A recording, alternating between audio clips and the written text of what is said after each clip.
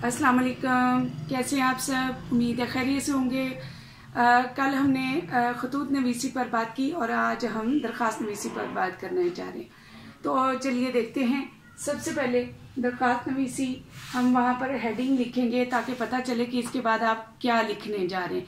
तो दरख्वास्त नवीसी यहाँ पर मजमून नवीसी हो सकता है। अगर आप मजमून लिख रहे हैं, अगर आप मुकालमा लिख रहे हैं तो आप मुकालमा नवीसी लिखेंगे। अगर आप ख़त लिख रहे हैं तो ख़त नवीसी आएगा।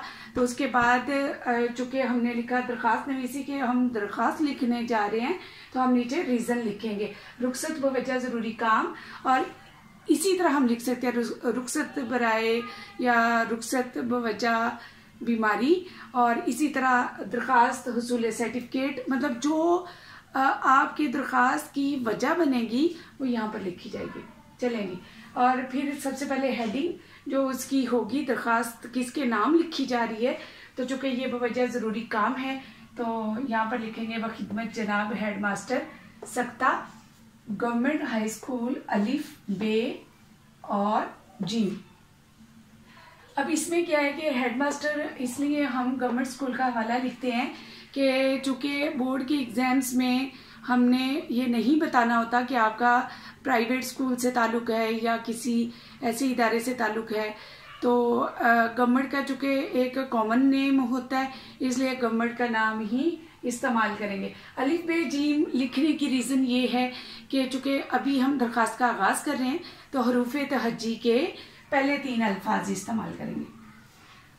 अच्छा जी, उसके बाद जनाबे आली सेंटर में लिखेंगे, नदाया की अलामत इस्तेमाल करेंगे। आदाब अलकाब के लिए हम नदाया की अलामत इस्तेमाल करते हैं तो वो ज़रूर लगाएंगे। पैराग्राफ की सूरत में हम दरख्वास्त लिखेंगे, मोहब्बाना गुजारिश है। मैंने डॉट इसलिए डाले हैं कि ये फिल हो जाएंगे कि गुजारिश किस चीज़ के लिए करने जा रहे हैं। तो सबसे पहले रीज़न बयान करेंगे। तो वालिदैन की उम्र पर जाने का इरादा है तो वो बच्चा बताएगा कि मेरे वालिदैन का उम्र पर जाने की जो तैयारी है वो फलां डेट को, मतलब रवानगी है वक्त, तो उसमें वो वक्त बताएगा कि 2 दिन बाद या 3 दिन बाद उनके जाने का इरादा है।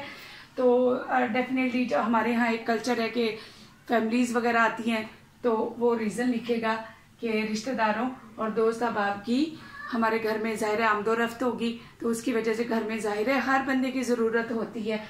तो ज़ाहिर है घर में हज़ारों काम होंगे तो उन कामों का जिक्र थोड़े से अल्फाज में करेगा। और एयरपोर्ट छोड़ने जाने के लिए अपने वालिदैन को दुआओं के साथ रुखसत करने के लिए तो वो लिखी जाएगी।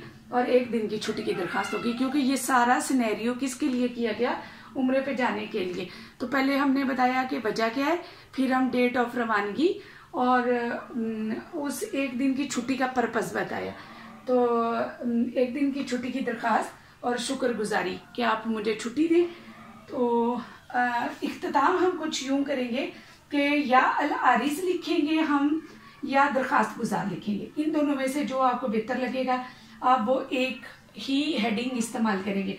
अल आरिज़ अर्ज करने वाला, दरख्वास्त गुजार दरख्वास्त करने वाला, आपका ताबे फरमान शागिर्द, तो हमजा छोटिए और बढ़िए। यहाँ पर अली पे जीम नहीं आ सकता, ये आगाज़ था और ये इख्तिताम है। तो इख्तिताम हरूफ तहज्जी का काम पर होता है हमजा छोटिए और बढ़िए। अच्छा, इसमें एक और चीज़ देखने की है, जिस लाइन पर आप लोग अल आरिज़ या दरख्वास्त गुजार लिखेंगे सेम लाइन पर दाएं साइड पर डेट लिखी जाएगी। खत में हम लोग क्या करते हैं कि यहाँ पर राइट साइड पर इम्तिहानी मरकज, डेट और अब्बा जान या वालदा या बहन भाई का नाम लिखते हैं और यहाँ पर वस्सलाम लिखते हैं और अपनी डेजिग्नेशन लिखते हैं कि जो भी उसके साथ रिश्ता होता है। तो नीचे हमजा छोटी है। अब यही फ़र्क दरख्वास्त में है कि ये मेन हेडिंग आ जाएगी और मुखातिब आ जाएगा और यहाँ पर अल आरिज़ और डेट यहाँ नीचे आ जाएगी। ये फ़र्क याद रखने के लिए, और क्योंकि पैटर्न के अलग से नंबर होते हैं सारे के, और मिड में जो आप मवाद लिख रहे हैं, मतन लिख रहे हैं, तो इसके नंबर अलग से होते हैं। उम्मीद है आप लोगों को ये दरख्वास्त लिखने का तरीका जो है वो समझ आ गया होगा। तो इसे लाइक कीजिए, शेयर कीजिए और सब्सक्राइब कीजिए।